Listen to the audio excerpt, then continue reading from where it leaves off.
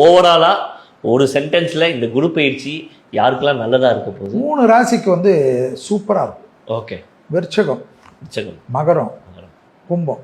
மகரத்துக்கு ஃபேமிலியை தவிர எல்லாமே சூப்பர் டூப்பராக இருக்கும். சூப்பர். விருச்சகத்துக்கு வந்து பேரண்ட்ஸ் ஹெல்த்தை தவிர எல்லாமே இருக்கும். மீனத்துக்கு வந்து பிள்ளைங்க விஷயத்தில் தவிர எல்லாமே சூப்பராக இருக்கும். சூப்பர். ஆமாம், பிரமாதமாக இருக்கும். இந்த 3 ராசி தான் ஃபஸ்ட்டு வரும் லைன். Okay sir. யார் கொஞ்சம் பார்த்து இருக்கணும் இந்த குரு பயிற்சியில்? அதான் குரு பயிற்சியில் இப்போ வந்து பார்த்துக்கிறதுன்னா தனுசு கொஞ்சம் பார்த்துக்கணும். ஓகே.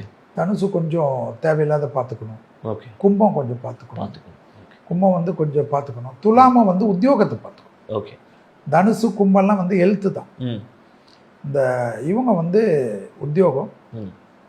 கடகம் வந்து அதே போல் வந்து ஒரு ப்ரொஃபஷனில் வந்து ஒரு சேஞ்சஸ் வரும், அதில் கொஞ்சம் கவனமாக இருக்கும்.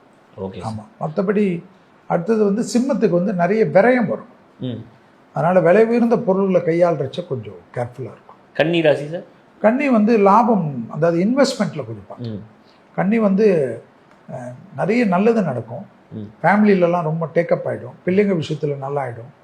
நிறைய நல்லது நடக்கும். ஆனால் அந்த முதலீடு பண்ணுறாங்க இல்லையா, அந்த இன்வெஸ்ட்மெண்ட் வந்து அவசரப்படக்கூடாது. யாராவது சொல்லி போய் போடக்கூடாது.